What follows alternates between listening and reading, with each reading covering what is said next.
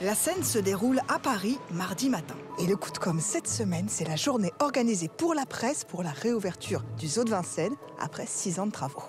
Et c'est pendant les travaux que la campagne de com' a commencé avec une accélération la semaine dernière. Affichage, happening dans Paris et réseaux sociaux, dont l'ouverture du compte Twitter d'Adeline la girafe, une des mascottes du zoo.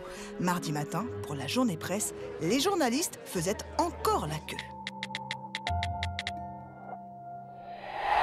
Merci beaucoup. Vous avez un point de presse à 10h30 à l'entrée des babouins. D'accord, ok. Les caméras, tout leur au manchot.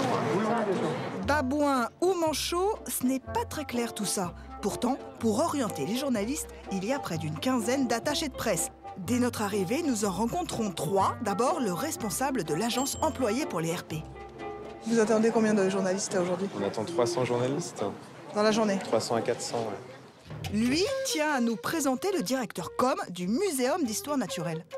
Enchanté, Frédéric Verne, directeur de la com du muséum. D'accord. Bienvenue. Qui lui-même nous renvoie vers le directeur général du zoo, même pour les questions de com.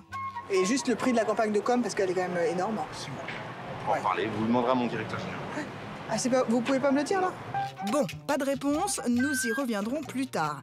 Un troisième interlocuteur nous aborde, c'est la directrice de com du parc zoologique. On a un nourrissage au manchot, où on a installé les caméras et une petite conf de presse. D'accord, on va aller à la conf de presse d'abord. C'est ça. Il n'y aura pas beaucoup de télé, on a dit. Non, parce que les télés, on les installe plutôt au niveau des images, parce que ce qui les intéresse, c'est plutôt la vie. Les belles images pour les télés, donc, et le discours pour la presse écrite et la radio. Mais notre décision d'aller à la conférence de presse va semer le doute. Parce qu'on aurait dû avoir toutes les caméras ici. Qu'à cela ne tienne, le directeur du zoo se lance.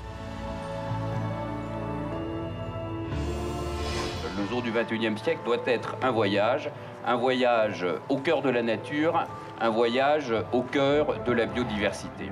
Et pour le coup, le message est rodé.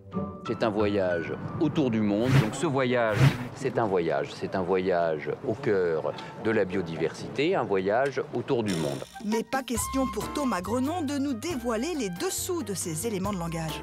Sincèrement, il n'y a aucun message particulier pour les journalistes. Les journalistes sont importants, ça c'est le concept du zoo. Est-ce que ça, vous l'avez un petit peu répété? Non, pas du tout. Pourtant, mardi, la com a marché à bloc pour satisfaire les journalistes, tous venus faire le même sujet carte postale, animaux et nature. On va aux girafes à ce moment-là, elles sont dehors. Ouais. Donc comme ça, on rejoint tout le monde se rejoint aux girafes. Mais certains perdent patience. Et si vous voulez aux girafes, après vous allez aux girafes, nous on va juste se mettre là. Mais c'est un peu dommage, vous n'avez pas d'animaux contre chaud. Mais on aura les animaux après. Pas grave, au début. Parce que c'est infernal. C'est un lieu de détente, donc n'hésitez pas à prendre du plaisir aussi. La détente, c'est le leitmotiv de la com, plutôt réussi ce jour-là. Il y aura très peu de questions sur le volet économique. Pourtant, les enjeux sont colossaux. 167 millions d'investissements et un objectif de 2 millions d'entrées la première année, 6 fois plus qu'avant les travaux.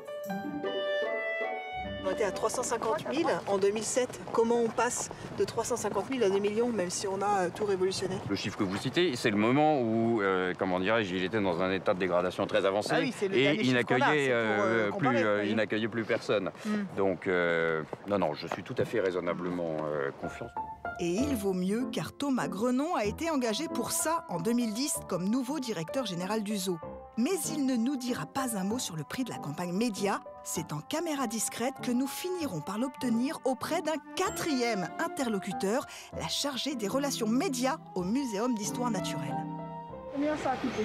À nous voir dans la presse, la radio, la télé, si on avait dû acheter, on aurait acheté plus d'1 million d'euros, la campagne. Et on a dépensé 88 000. Un chiffre qu'elle explique par des mois de négociations avec les partenaires médias pour avoir de la publicité gratuite. Dans les médias, sans surprise, le zoo fait un carton total en presse, radio et télé.